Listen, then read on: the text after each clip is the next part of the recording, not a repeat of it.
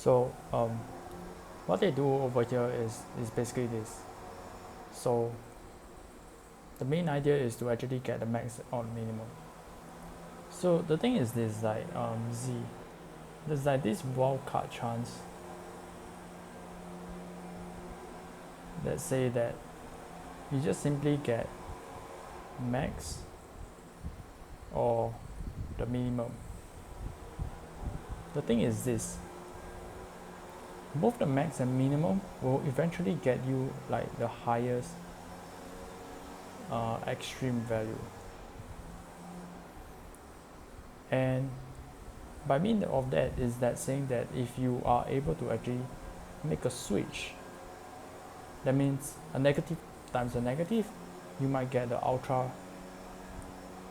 extreme value to be based on like the rulebook, like if you want the extreme to be positive or negative, so you can get that out of this. So therefore we get the max and the minimum. So now cool, we come to here. So let's say with -1, -2, -3. Now cool. So the max amount like this product is obviously to be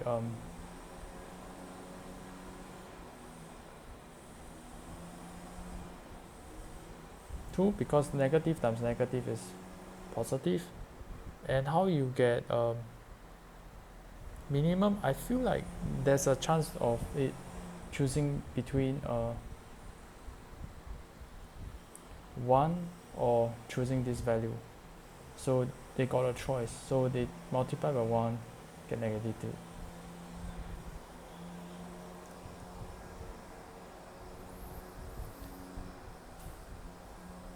And now this guy, he has a choice to multiply by the max guy or the min guy. So if you multiply that by the max guy, you can get 6. Multiply by the so I mean it can multiply by negative, so it gets a 6. Negative and a positive, you get a negative value. So now cool. And what they're talking about here is like, say the edge case. So what if you have like a 0 here? You can actually choose to actually ignore it, and that's what they simply am doing. Instead of like making it, because at the end of the day, like my rule book is stating that my objective is to get the extreme value. So if I have a guy telling me that I will reset your value to 0, I don't want that. So hopefully there's like a choice for me to get like a value for 1, so that I can retain my value. So at the end of the day, what I want to do is operation O, retain my value. And how do I retain my value? Is to get the value to be 1. If I can't get it 1, I have to actually forfeit my extreme value. There's no choice. It depends on like rulebook specific, right? So